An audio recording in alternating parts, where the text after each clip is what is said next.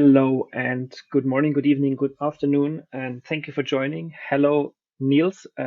Thank you for coming today and for presenting. How are you today, Niels? I'm good. I'm good. Thank you so much for having me. This is really exciting to be here.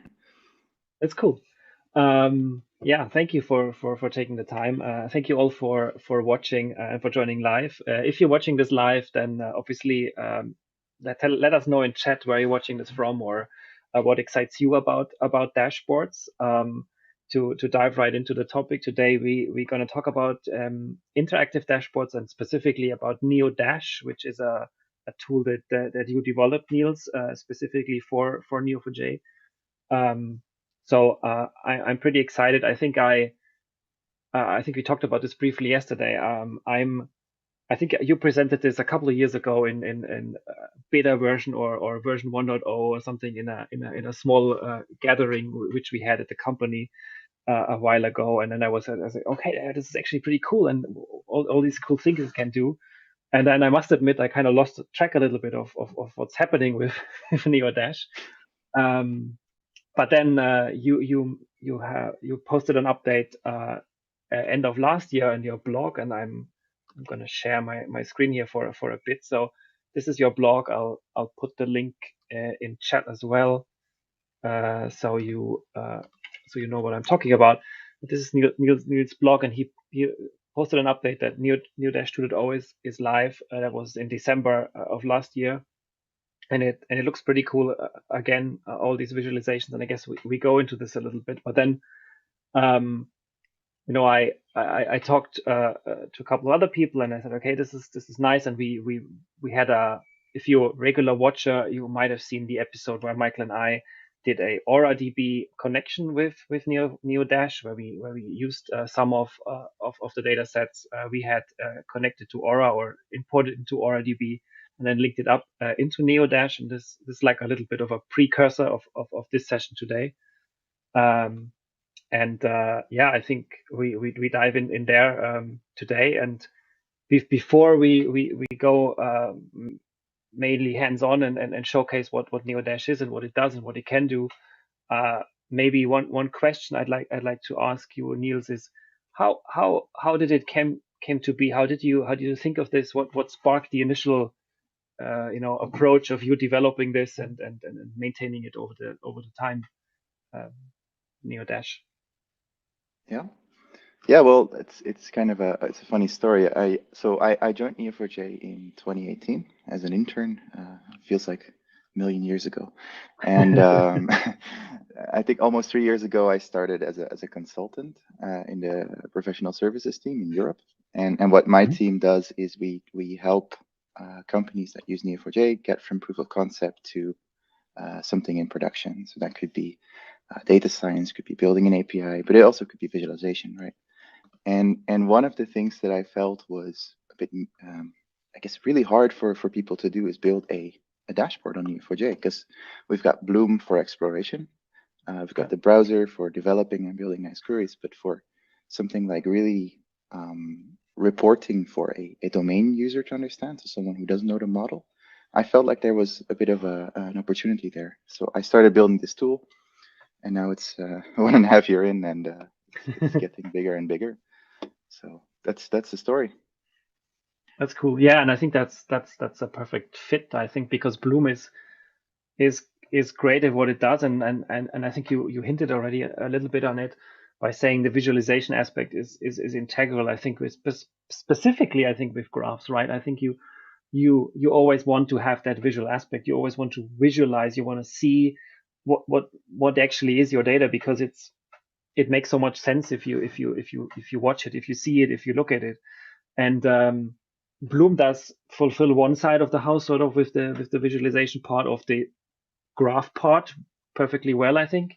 And there are other tools outside of Bloom, but still, I mean, if you want to visualize just a graph as a pattern, as nodes and edges, basically, you can use that perfectly.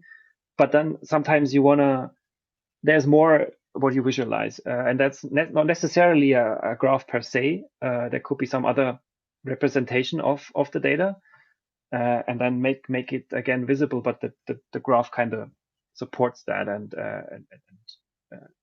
underlines the supports the data, provides data, and then that the visualization comes to help make it easier to understand and to grasp what's going on. Yeah, absolutely. It's often it's a big picture with a Bloom aspect to it, and then a dashboard aspect to it, and then it's all these pieces of the puzzle that are part of your overall Neo4j solution, right? Yeah. Shall we look into, I don't know, what do we want to do? Give a demo first, or do we want to?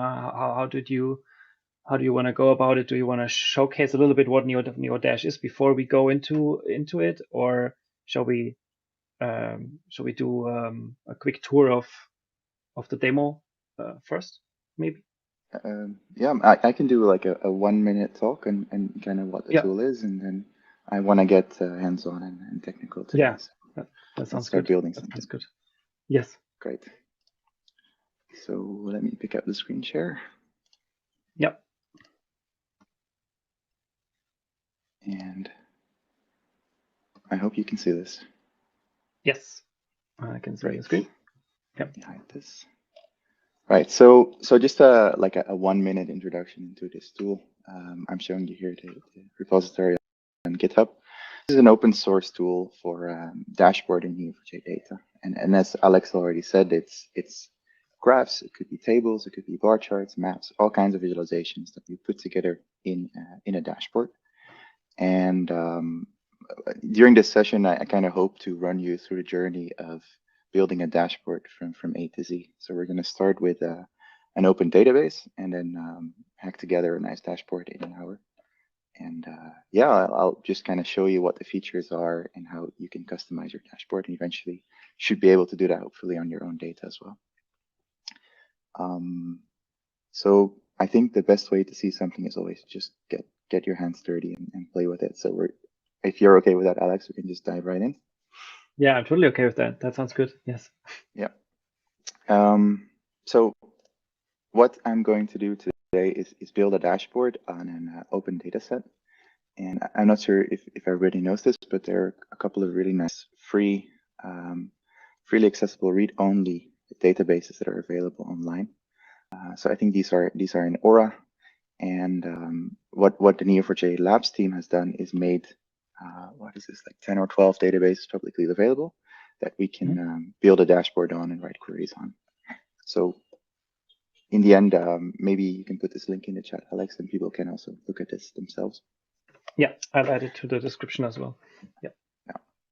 So today I'm going to pick a database called Recommendations, which is an extension of the movie database that Neo4j. If you've taken a basic Cypher course, you're probably familiar with the movie database. So it extends on a movie database with more data and some user reviews. And it's actually a pretty cool data set. We'll see in a bit because you can do a bunch of nice reports on it. So let's dig right in, right? So NeoDash is a web app, which means you can use it from the browser, as I'm doing here today, but you can also install it into Neo4j Desktop. And if you install it into Neo4j Desktop, you can use it with your local databases or with Aura. And I'm using it in the browser, so I can use it also with an Aura database.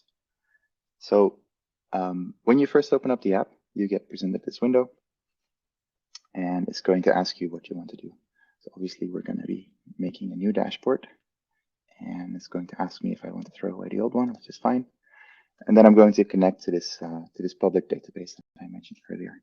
So we've got this database is on the Neo4j Lab server. It's called Recommendations, and it's really easy because the database name is Recommendation, the username is called Recommendations, and the password is also Recommendations. So pretty straightforward. If I hit connect, then NeoDash will connect to this database and give me a default dashboard.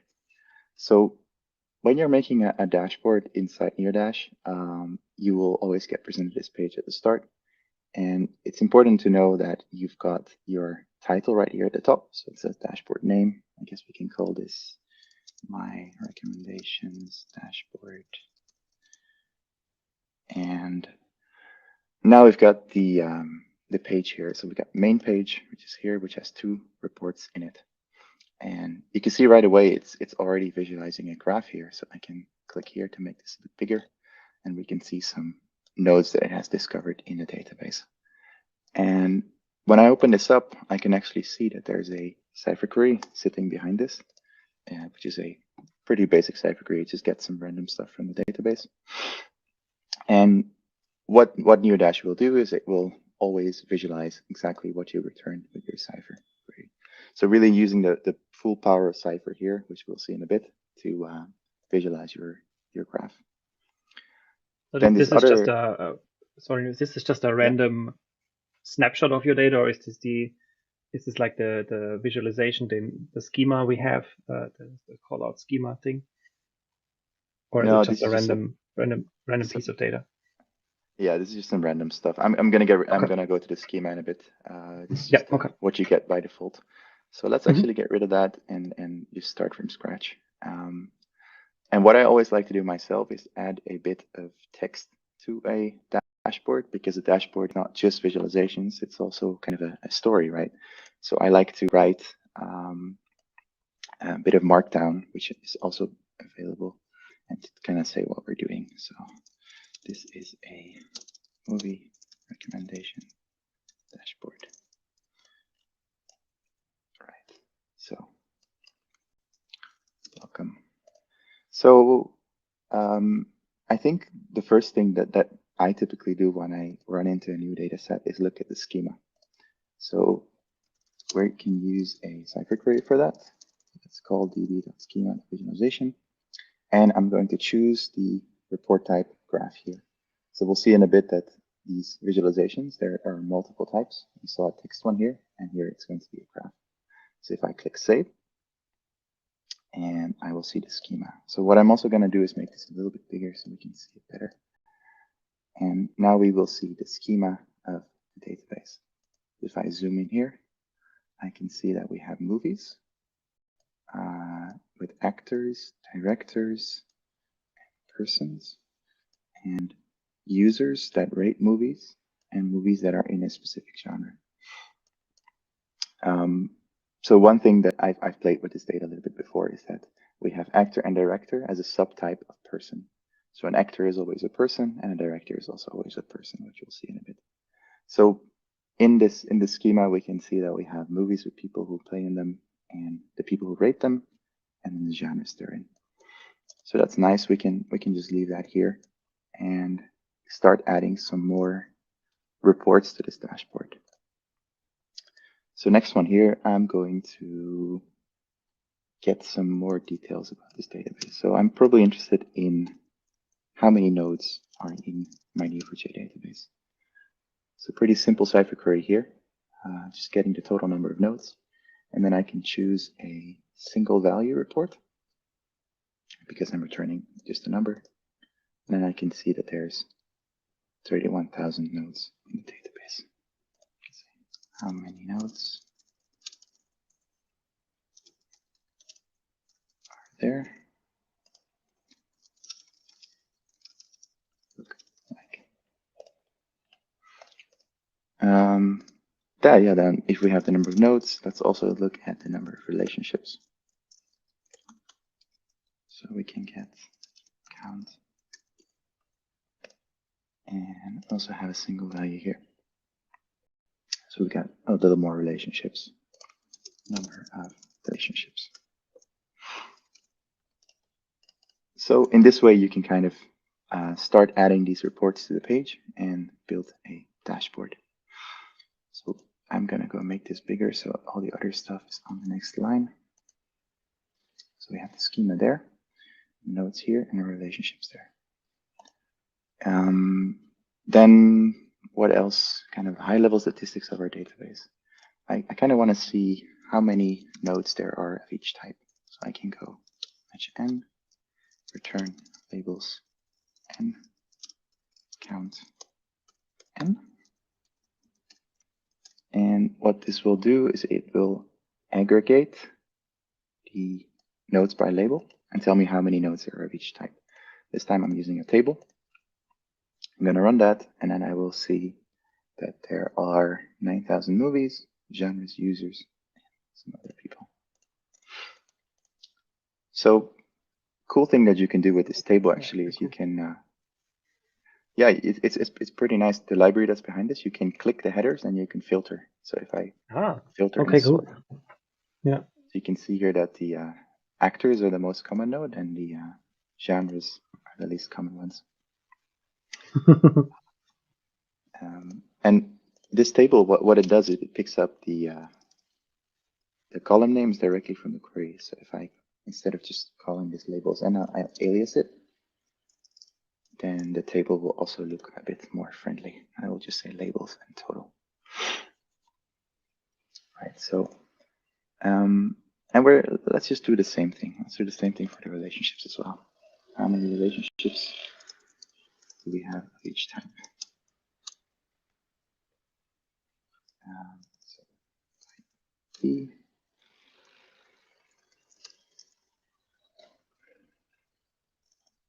And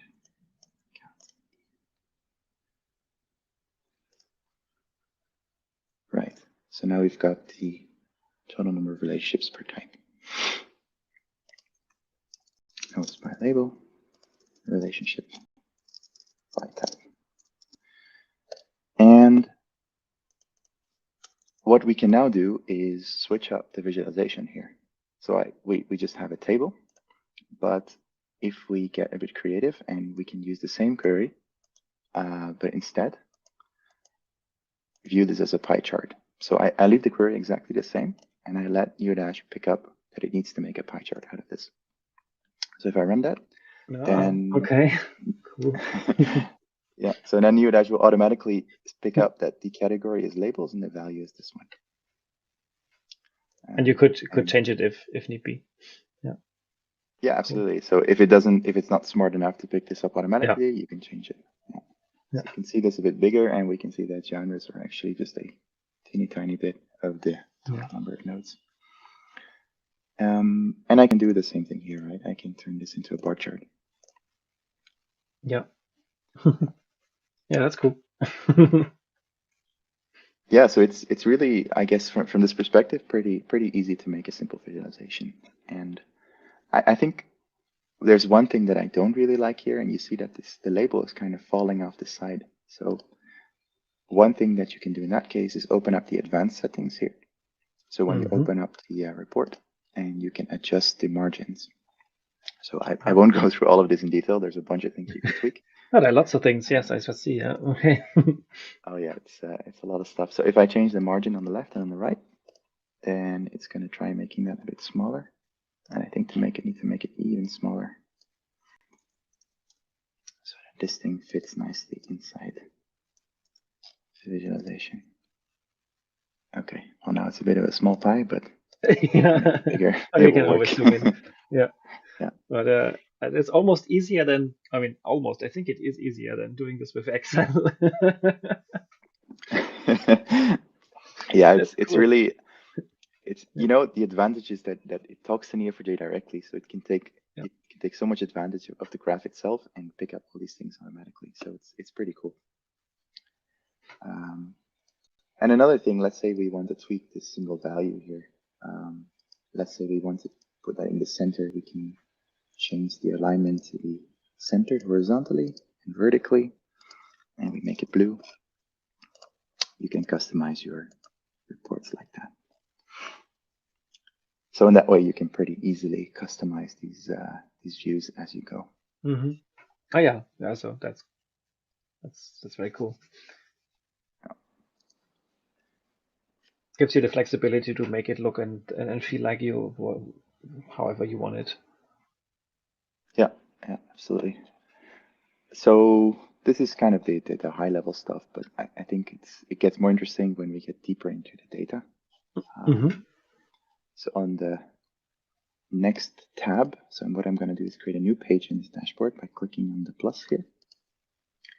And I'm going to call this movies in detail. Actually, I call this one statistics.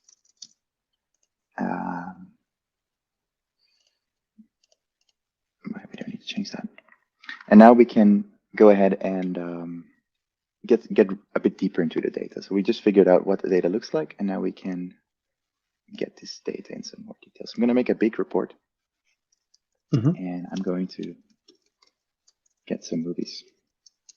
I'm going to return the movie node itself, and for now, just the title.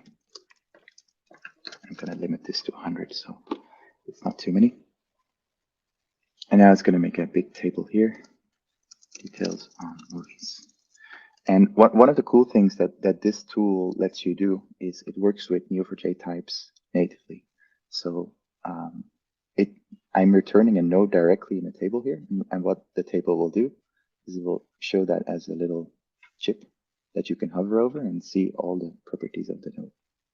Ah, okay. So it fetches all the data from the graph, not just the one you defined, but everything, all the properties.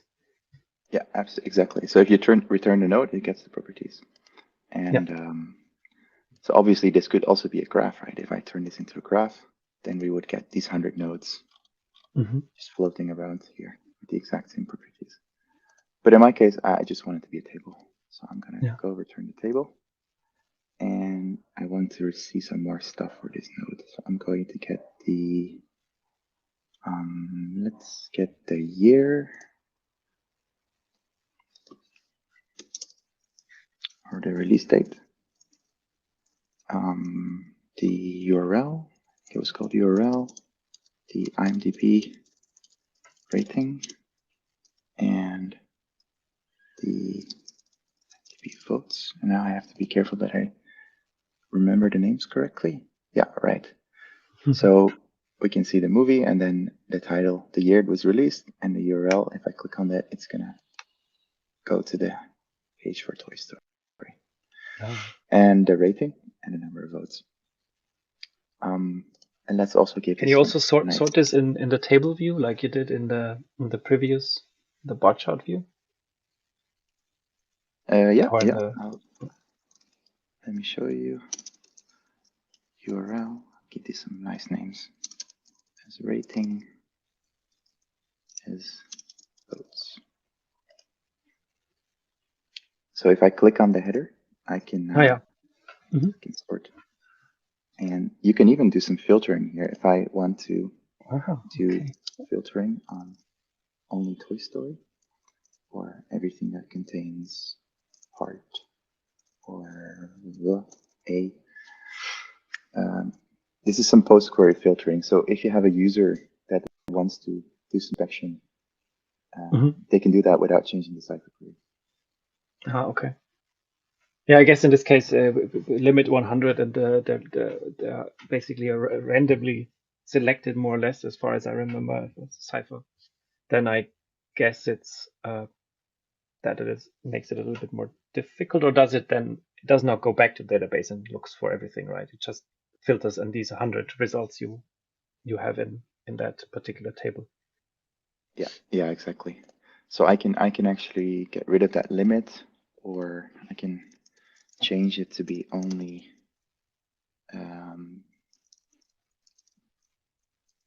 the first 100 released movies. And if I go limit 1000, we'll get some more nodes. So the tool has a built-in safety. If I don't specify a limit, it's gonna start truncating the results. Oh, okay. So I have to wait. Yeah, it's gonna be a big table now. Yeah. So it tells you here. It tells you don't do that. So that's why. Yeah. It makes sense. Yeah. So one other cool thing that I wanted to show you is that you can have some styling customizations on the table.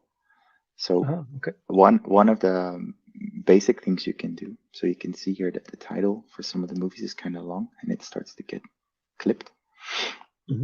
I can specify custom sizes for the columns. If I make the second column twice as big as the other ones by specifying relative column sizes in the advanced settings, it's gonna, you see that this makes it a bit bigger. Yeah, cool. It's easier to read. Yeah. Then something that was added pretty recently is you can add rule-based styling to a table as well. So if I click the rule-based styling button here, I can add rules.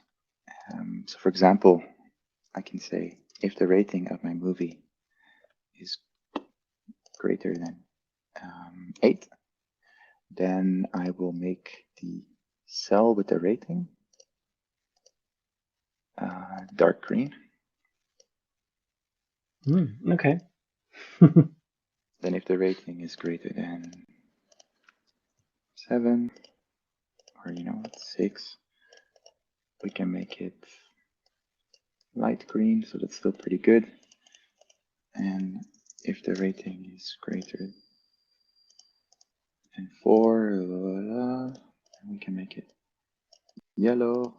And then if the movie is really terrible, it's less than 4, then we make it red. Yeah. So I say that, I click here, and now it's going to color the cell automatically based on how good the rating is. So you can use this to customize your view. And if I sort it, we're going to see all the terrible movies first. Oh, they're the terrible ones. What is it? Ring of Terror. Oh, no. This one doesn't even have a rating. No. No. Yeah. Well, The Great Gatsby is actually not that bad, so I think. No, that must be a mistake. Oh, it's an old one, maybe. I don't know. Or it's a mistake. Yeah. Almost 100 years old. Yeah, but the idea is that you can tweak this pretty nicely. Absolutely. Yeah. Yeah. That's good. Yeah, so that's kind of digging in. So now we see our movies when they were released, and also if they were terrible or not. And the next thing that I want to show you is a parameter selection, which is a way to add interactivity into a dashboard. So I'm going to add 2 reports, just 2 empty reports. One I call choose a movie, and one that I call view the movie graph. So I'm going to open this up and change the type to parameter select. And what this will let me do is it will let users of the dashboard specify parts of the Cypher query, which you will see in a bit. So if I type movie here and property name, I will go title. This, I have now specified a selection box to choose a movie title. And it looks like this. So if I start typing here, it's already going to get some results. It's going to get this data live from my database. That's cool. Yeah. And then the cool thing is that this gives me a parameter that I can use in a different query. So the one next to it. And movie.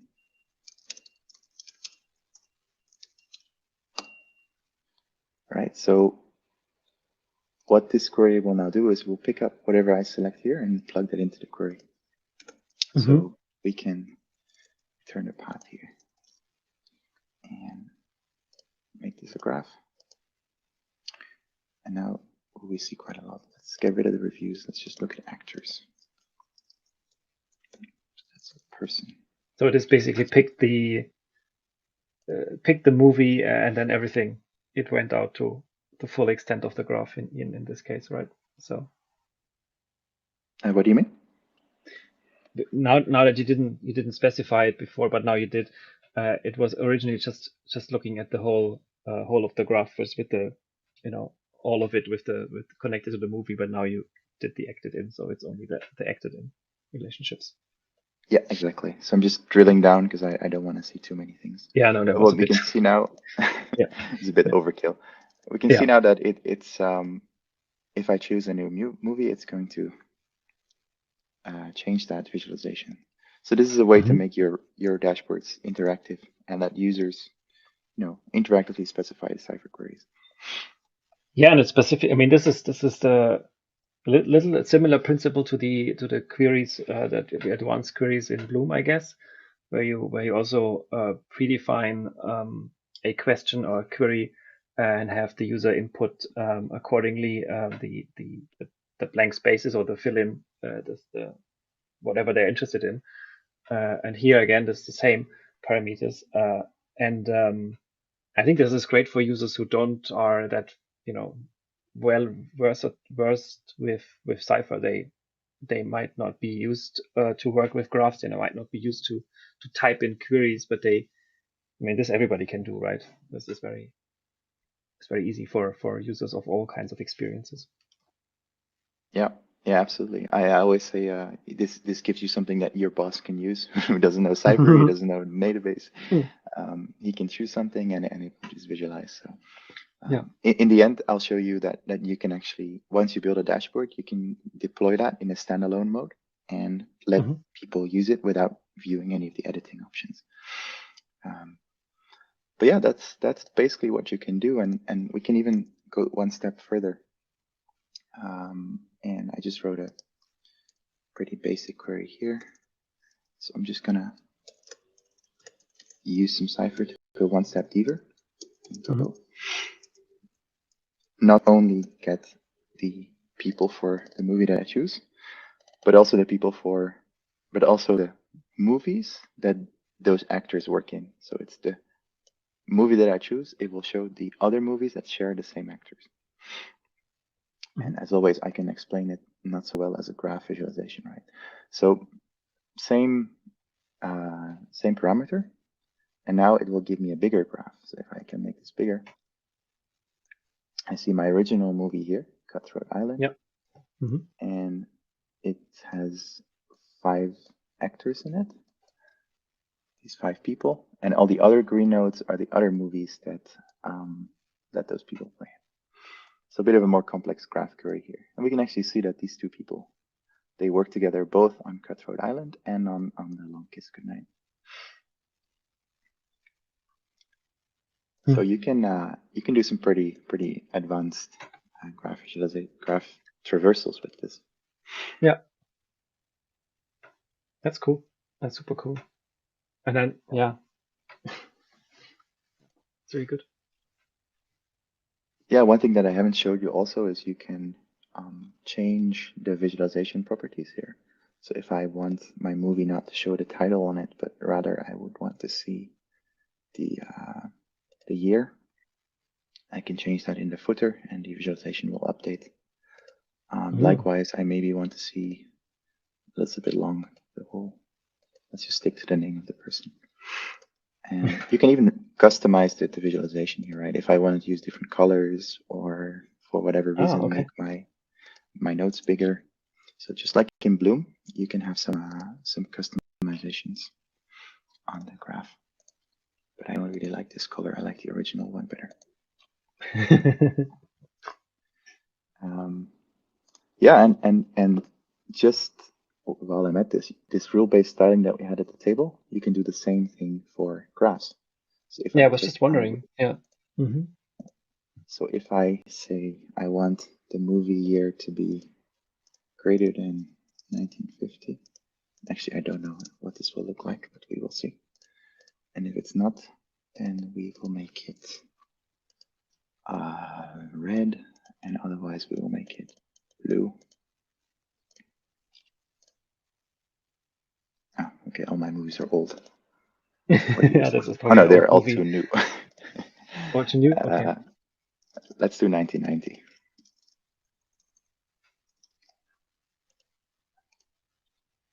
There you go. Yeah. It's not, now you see that I'm not a graphic designer, so it won't be beautiful, but you get the feel for it. Yeah. So that's nice. Then I haven't shown you, so I showed you the graph, the table, the bar chart, the pie chart. I haven't showed you a line chart yet. So let's look at something here. The movies released for each year. So I can get all the movies and return m.year, count star, total as year. And hopefully that will work. It doesn't work because I need to order it by year. Order by year. So important to know that especially these line charts, they will require you to order your data. So really the power is at the cipher level, and the visualization will just pick it up. So now we can see here the number of movies released per year. So what we can see, the further we go in time, the more movies get released. Yeah. And yeah, likewise, I can also customize this. So maybe I don't want to have such points on my visualization, so I can just turn that to a very small number. Okay. Yeah. And the margin here is also a little bit off, so I can tweak that. And now we can see that better. Yeah, super right. Cool. Movies by year. And there was another line that I just thought would be interesting. So for movies, we also have the revenue and the budget. So we can see actually how profitable a movie is. So we can return. Let's look at so movie year, the sum of the budget, sum revenue as year by year. I need to check my capitals.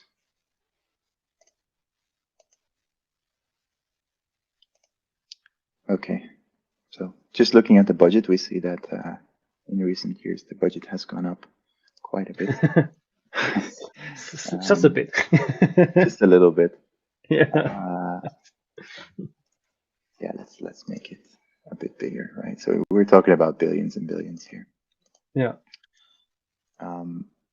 But in this case, because I returned two values, I returned the total budget, but I also returned the revenue. I can click here and show both of them.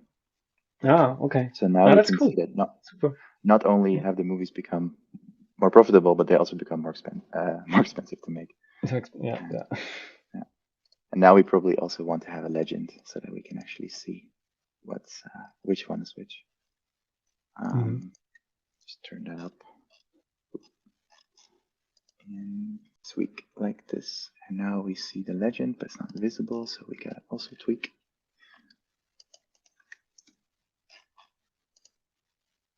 Right, and now we can see the revenue is orange and the budget is green.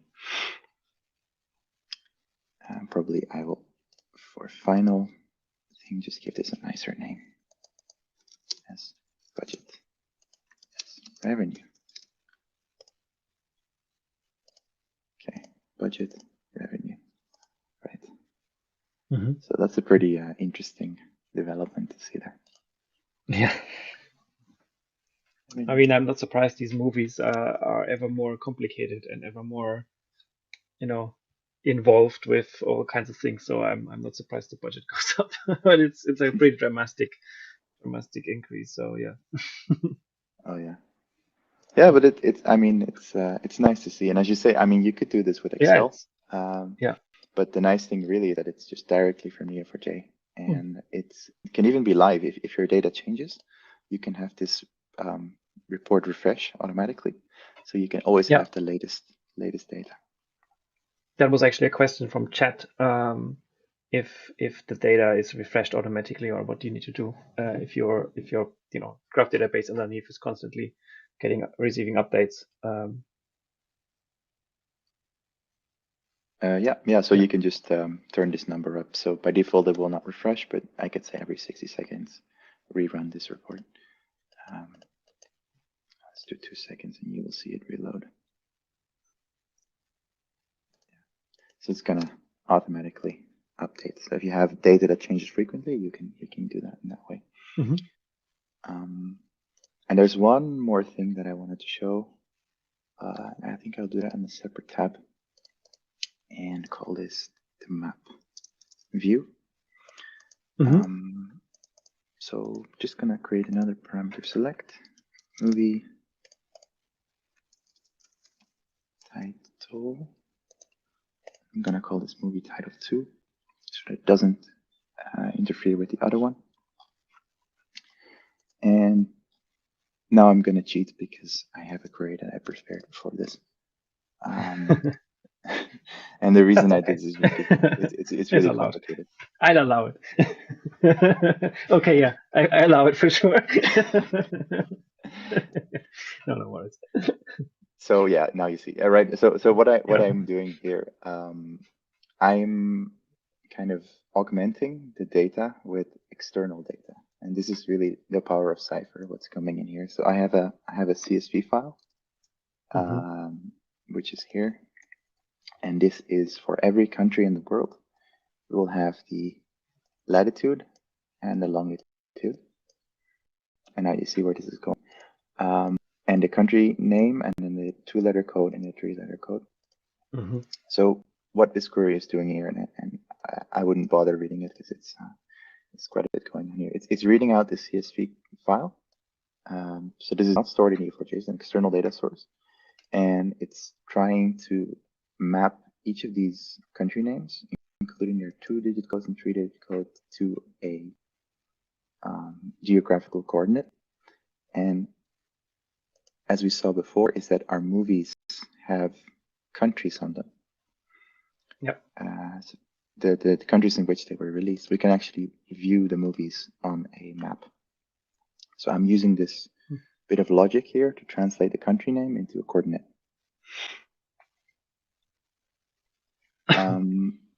So if I turn this into a map and I choose a movie called Samsara, which I know has been in many places, I can see all the countries that this movie was released in. And if I update this, what was the other one called? It was called Dancer in the Dark. Dancer in the Dark. But now I need to use NeoDash movie title 2. So it actually uses the one from this page. And now we see this is updating. I keep forgetting the name. Samsara. You will see that it updates. So this is a lot easier when you have geodata already in your database, but because I didn't have it, I had to do a little bit of a trick. Yeah. But just to show you that you can view a map as well. And actually, if you click on this, there's an icon here called documentation, and that will give you examples on how to use each of these reports. Okay. So you get a, yeah, okay. That's good. Yeah. So if you want to go through it at your own time. Yeah. I could talk about this for hours, but I see we're already running low on time. Maybe we should do some questions. Yeah, we can. I think that's great. We have a couple, so I'll start at the top. We can go over it. So first question was, is this fit for production use? Yeah, that's a good question. So the answer is it depends.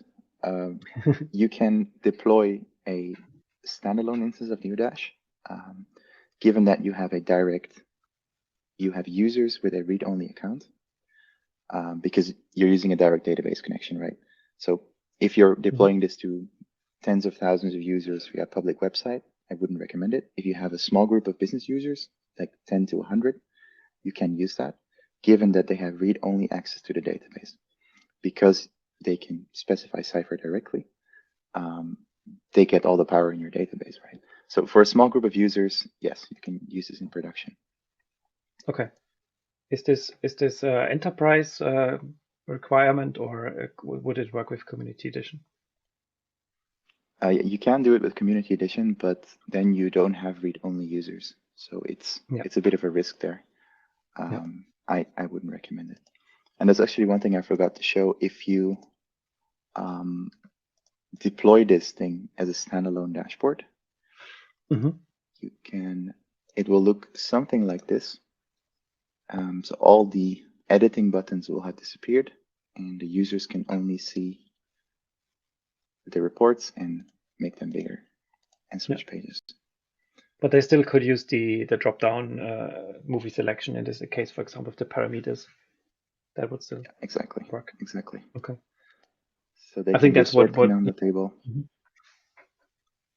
Sorry, Alex. Yeah. So I was thinking. So you set this up basically for your users in a way you want it to be, and then you share the non-edit link, the public link with them, and then they can watch it, look at it, see the dashboard as it's supposed to be, and then they don't have to fiddle with it or break things.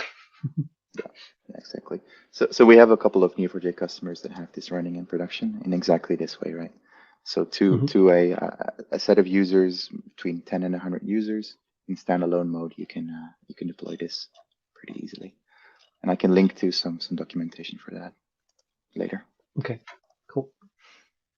I think that answered another question as well, with the dashboard be available for read-only users as standalone. I guess we have that. There was a question on Bloom. Is there, I don't know if there is there planned or an idea of an integration with Bloom or cross-reference. If you have some kind of parameterized queries in Bloom, you can move it over to NeoDash and have it visualized there as well as a, I don't know, embed or some other way. Yeah, you can deep link into Bloom. So if you run Bloom, you can have a deep link into a certain perspective. So you can see the graph in NeoDash, and then you can click. There will be a button that says drill down in Bloom, and it will open up the Bloom and show you the same perspective. So that can be done.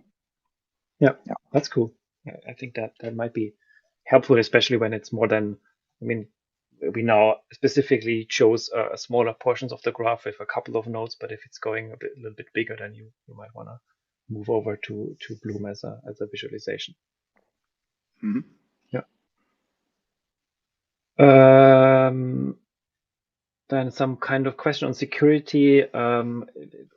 I guess we talked about this a little bit. If it's read only, then obviously this makes sure that then only users who have the rights can access and edit stuff. If you are, I guess, I mean that the page you are making publicly available is just any other web page, or is it somehow login restricted? Could it be? Yeah, you can have it login restricted. There's a support for single sign-on as well.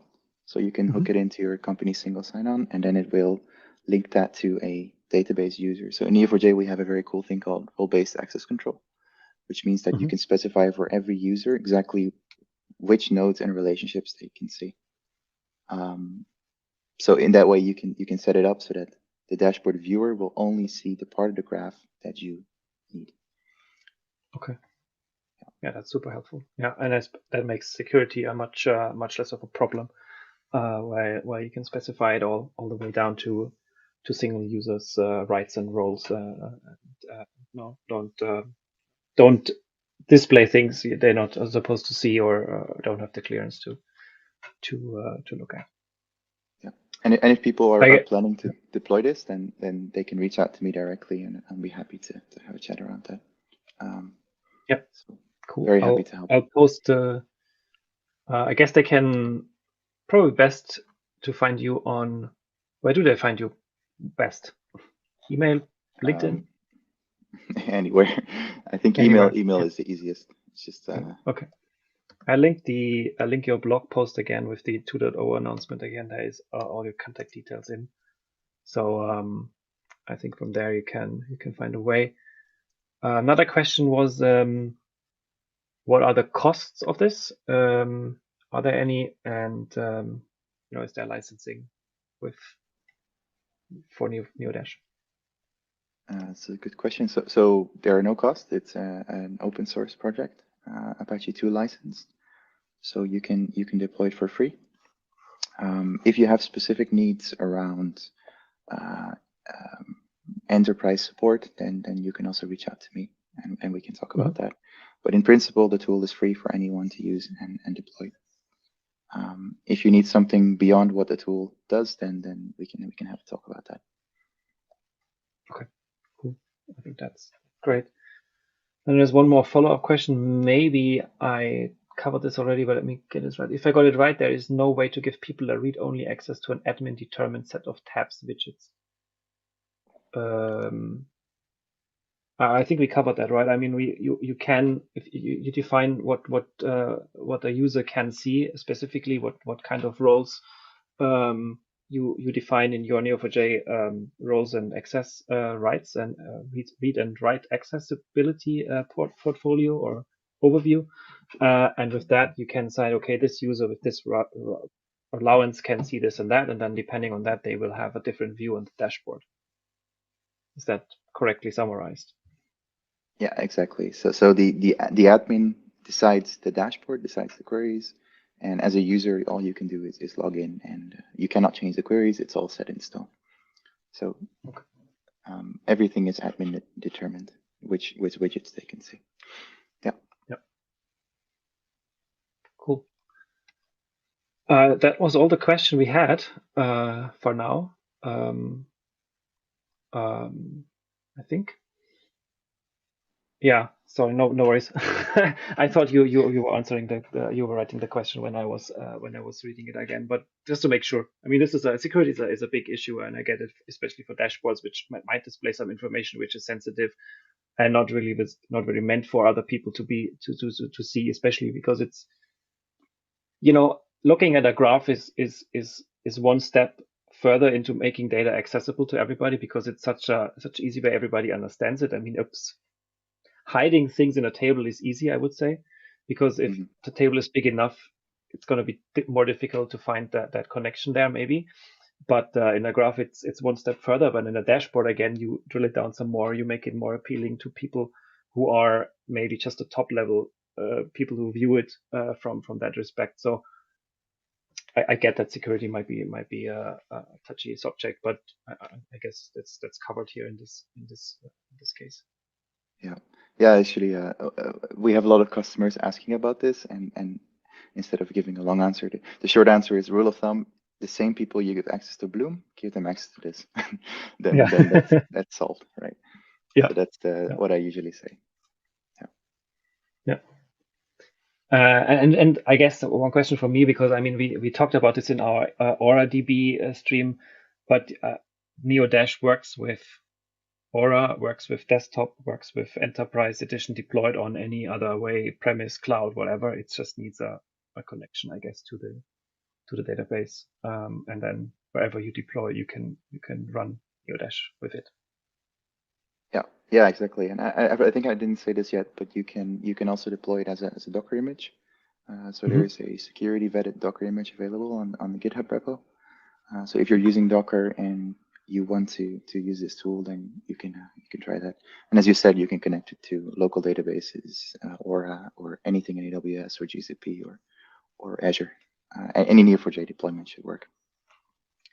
Super. So that's great. Yeah, that makes it easier. So wherever you are with your Neo4j database, NeoDash is also available. Cool. I think that brings us round to the end. Anything else you would like to say? Anything, I don't know, version 2.5, 3.0, anything on the horizon you want to tease now, or shall we just not promise anything? Well, I'm hoping to do a next so we're now on 2.0. I'm hoping to announce 2.1 sometime in June, and it's going to have drag and drop dashboards, so you can arrange it yourself by dropping the reports here and there. So it's going to give you a lot more freedom to organize your layouts. So that's coming up. That's cool. And just as a closing comment, if anyone has any questions or feedback, please reach out. I'm really happy to hear from anyone who's using the tool and have a chat about this. Yeah, absolutely. I mean, let Niels know if you enjoy it, if you use it, post it on the community. If you're using it, there's that's one way. If you want to share it publicly, right? I mean, post it on Twitter or on a Discord server. If you have any questions, anything you want to discuss privately with Niels, obviously the contact ways are open as well. Yeah, we got great feedback from the audience, from chat, so lots of thumbs up, and people want to try this out, I guess. So I think that's great. Give it a spin. Tell us what you think. Tell Niels how great it is, and what you do with it. So that's cool. Thank you for joining, Niels, and for giving us this tour. I think it's a great tool. It's very helpful. It's super super insightful. And like you said in the beginning, show this to your boss. So if you are the Neo4j expert in your company or in your development team, and then somebody wonders, hey, what are these people actually doing with graphs? I think this is one way of making it very easy in a way to visualize, hey, this is what we're doing, this is what we can do, this is what the data actually is, and that's I think one of the main uses of a great dashboard. And yeah, thank you, Niels, for taking the time. Thank you all for watching. And I hope this was interesting for you all.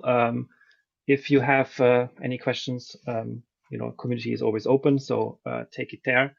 Let us know what you think. And yeah, we'll take a short break next week. No ORDB live stream on Monday because of the Easter Monday holiday in many regions. So we take that week off, but we will be back the week after. And then also the next Neo4j Live is coming up, which I will post soon.